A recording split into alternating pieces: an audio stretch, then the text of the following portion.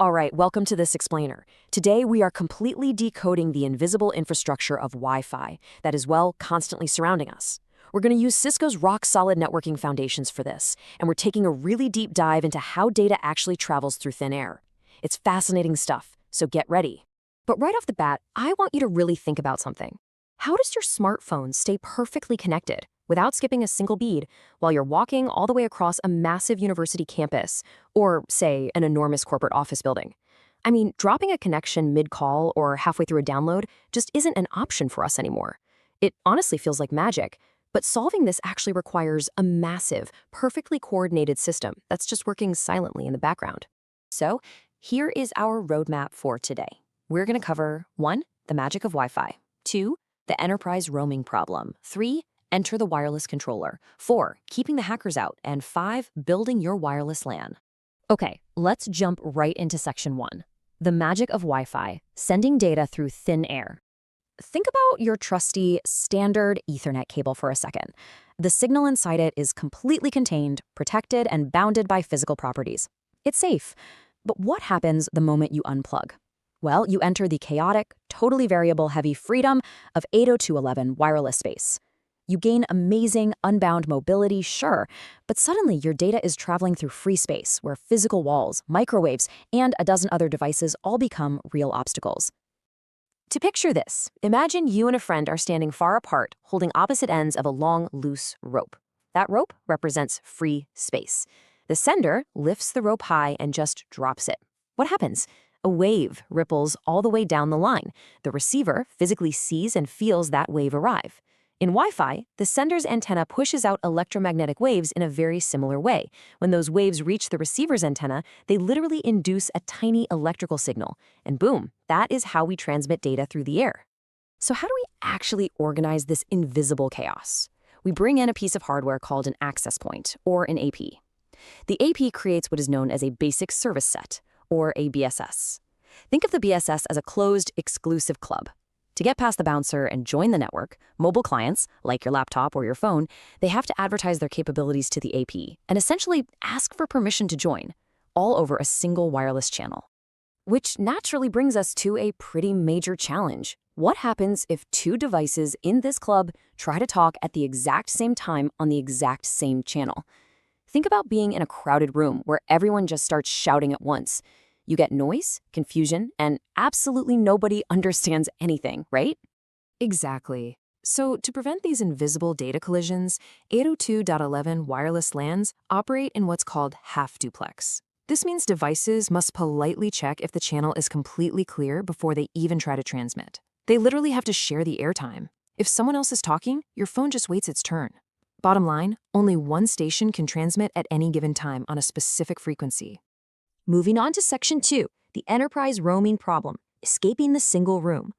So we have our single room working perfectly now, but the crucial point here is understanding what happens when we try to scale this up using autonomous APs. An autonomous AP is basically the router you have sitting in your house right now, a standalone independent device.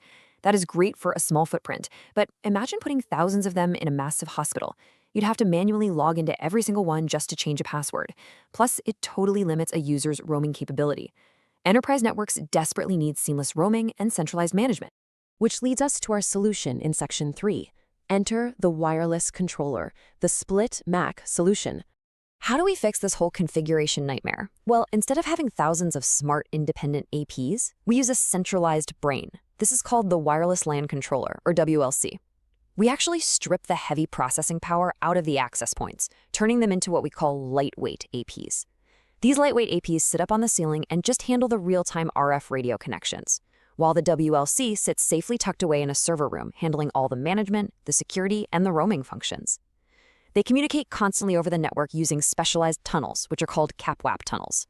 Having this one unified brain gives us incredible power.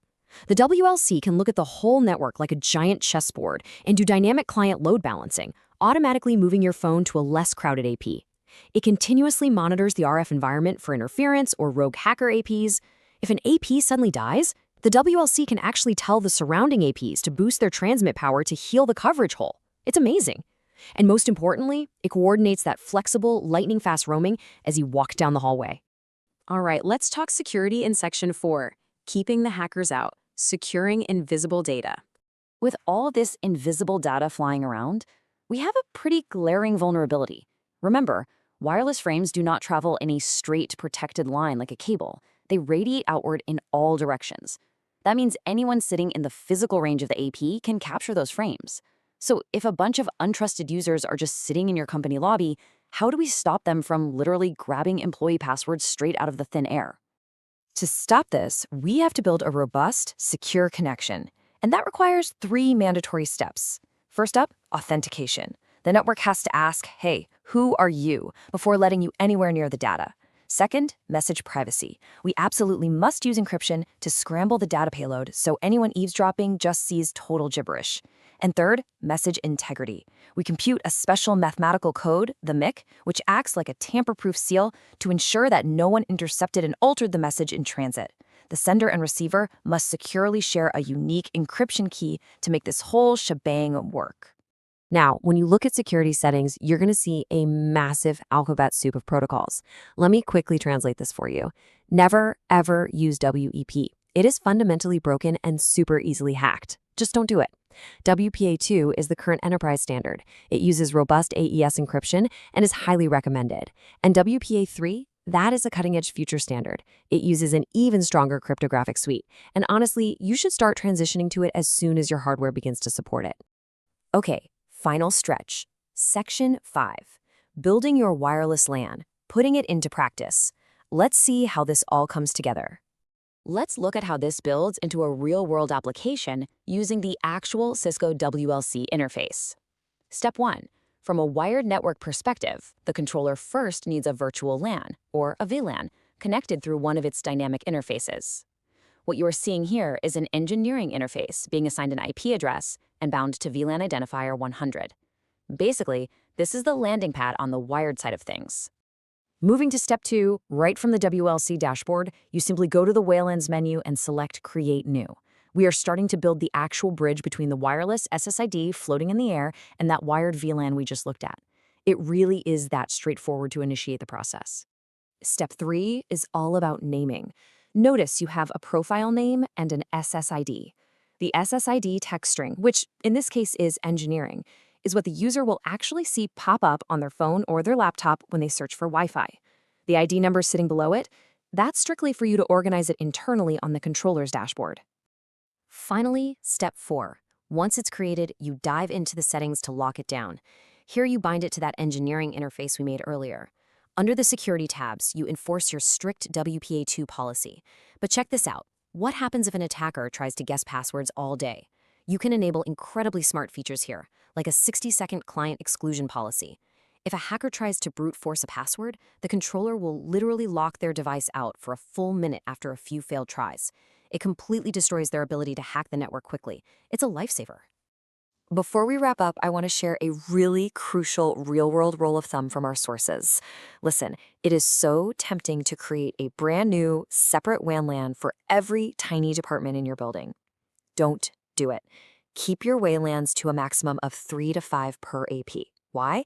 Because the AP has to broadcast a management beacon frame for every single WAN LAN constantly. If you have 15 WLANs, the channel gets totally starved by endless beacon traffic, and your actual network performance will completely tank. Well, we have covered a ton of ground today, from the physics of RF waves bouncing through the air to the central grains of enterprise controllers. I want to leave you with this thought. As you walk around your office or campus today and look up at those little white boxes on the ceiling, how many invisible handshakes, security encryptions, and CAPWAP tunnels is your phone silently negotiating right this very second? It really is an incredible invisible infrastructure. Thank you so much for joining me on this explainer, and keep asking questions about the technology around you.